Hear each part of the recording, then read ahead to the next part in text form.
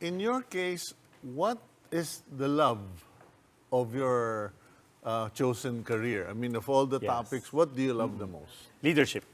Yeah, leadership and high level or executive level coaching. Okay. Because everything rises and falls on leadership. You know, John Maxwell says that. And so when you talk about leadership, anything that has to do with improving or developing the leaders in an organization, whether it be a corporation or church or a different industry, that's one thing that has always attracted me. I've always been fascinated with the word leadership. And even leadership has grown. You go from the basic PLOC, planning, leading, organizing, controlling, which is the skill of leadership. And it's now more the behavior of leadership. So when you talk about leaders, everything, including crisis management, I'm sure you notice when you talk about crisis management, it's not what they know, but how they behave. Diba? That has the influence on people that they lead. I noticed that in today's reality, that in the past, a leader could be a philanderer, a womanizer, or a gambler, and it was no big. People Yes. just kind of shrugged their shoulders.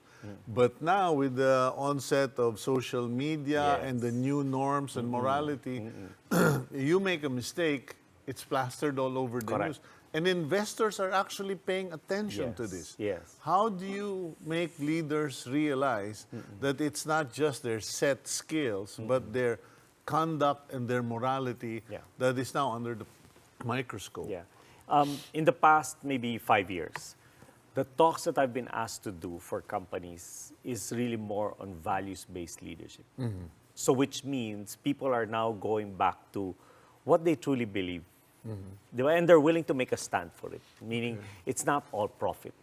It's not just the what. What do we need to achieve? How much do we need to be profitable for or by? But it's really more about how. How do we achieve the goal? So values of integrity, values of honesty, loyalty, etc., etc.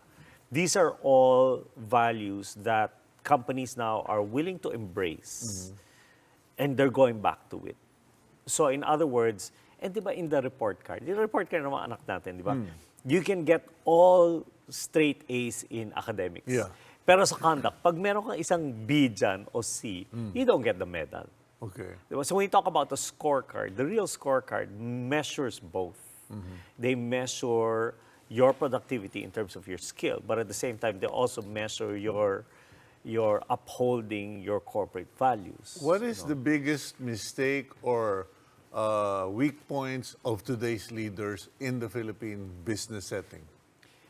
I think it's more always concentrating on the what, concentrating on the profit, concentrating on the productivity, without taking How a do look we at make the sale? How do you Yes. reach the quota Yes. or hit the quota? at some point at all cost.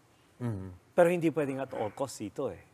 Kasi meron tayong pinag-uusapan many times na we have to take a look at our honesty, we have to take a look at our integrity, we have to take a look at all of these things.